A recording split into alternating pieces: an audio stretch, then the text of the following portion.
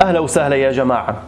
امبارح شفت تغريدة للناطق باسم حركة حماس حازم قاسم، استخدم فيها عبارة هي العبارة اللي تزعجني أكثر من أي عبارة ثانية في الحديث الإعلامي العربي.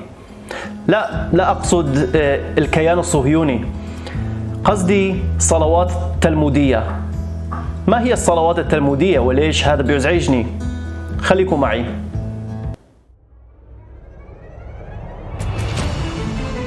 كان هنالك صلوات تلمودية داخل المسجد الأقصى، وأيضا عقب أداء سياح من الاحتلال صلوات تلمودية لتأدية الصلوات التلمودية فرحا خلال إقامة صلاة تلمودية الذين يقومون الآن بتأدية صلاة تلمودية لنبدأ من بيت القصيد.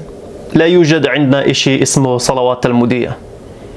مثل ما شرحت لكم في فيديوهات سابقة، اليهود يصلون 3 صلوات كل يوم، وفي يوم السبت 4 صلوات.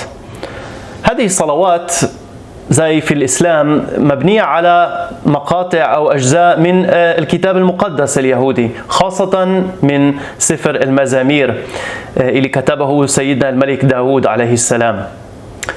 نعم، طبعا هناك صلوات مأخوذة من أكثر من فترة تاريخية.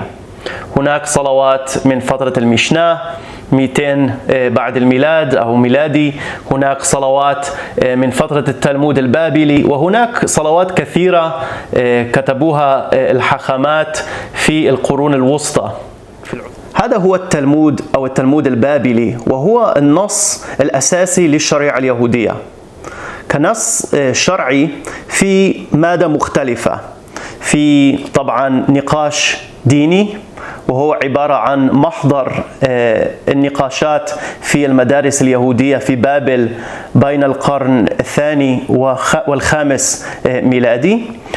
وفي مادة مختلفة في قصص الأنبياء وأساطير عن الحاخامات ومادة شرعية، وطبعا هناك صلوات أيضا كتبوها الحاخامات.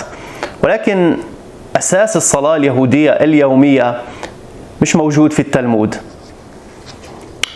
التلمود مكتوب باللغة الأرامية اللي هي كانت اللغة المحكية والمكتوبة آنذاك بين اليهود والمسيحيين. في التلمود البابلي نص التلمود هو في النص طبعا باللغة الأرامية، وفي الأطراف هناك أو في الهوامش هناك التفسير. هذا هو تفسير الحاخام الفرنسي ابن القرن 11 الحاخام شلومو إسحاقي. طب إذن لماذا يستخدم الإعلام العربي مصطلح صلوات تلمودية؟ باعتقادي هناك هدف واضح في استخدام هذا المصطلح، وهو خلق فجوة، خلق فرق بين المشاهد أو المستمع العربي وبين فكرة الصلاة اليهودية. لو استخدم الإعلام العربي مصطلح صلوات أو طقوس دينية، فهناك تشابه بين الصلوات والدعاء اليهودي وبين الصلوات المسلمة أو الإسلامية والمسيحية. هذا قد يخلق تقارب أو تضامن بين اليهودي والعربي. ولكن استخدام هذا التعبير، هذه العبارة الغريبة المش مفهومة المبهمة، تشعر المشاهد العربي بأنه هناك شيء خبيث، شيء شرير في الصلاة اليهودية. شو هو التلمود؟ المشاهد المسلم أو المشاهد العربي بشكل عام لا يعرف شو هو التلمود، فهذا يخلق نوع من البلبلة، من الإرباك، من الغموض حول هذه الطقوس وهذه الصلوات. لو تحدثت مثلا مع المشاهد اليهودي أو الإسرائيلي وحكيت معه عن صلوات إسلامية، صلاة إشي عادي وطبيعي بالنسبة لليهودي. ولكن لو تحدثت عن صلوات قرآنية، هذا يخلق فجوة، هذا يخلق بعد بيني وبينه. شو هي الصلوات القرآنية؟